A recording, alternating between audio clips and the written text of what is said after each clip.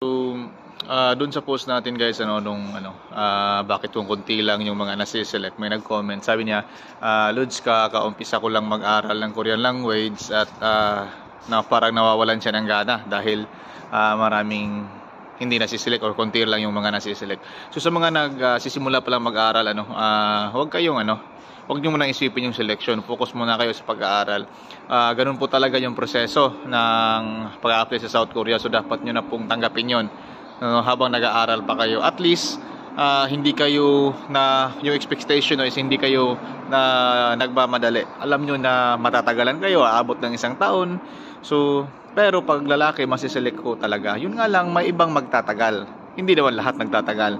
So kumbaga chances are masiselect ka agad, kagaya ko nung selection ng November nasiselect, KLT21 ako, second batch pero nandito na ako sa South Korea. So sa mga nagsisimulang mag-aral, huwag niyo munang isipin yung selection, isipin niyo muna yung mga vocabs na dapat yung aralin, dagdagan yung mga vocabs niyo kasi baka hindi pa kayo papasa sa exam. So konti lang yung pumapasa sa exam. So doon muna kayo mag-focus.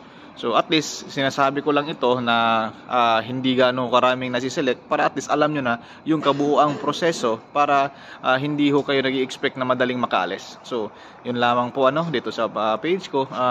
Sinishare ko lang yung mga totoo. So good luck po sa lahat ng nag-aaral and God bless you guys.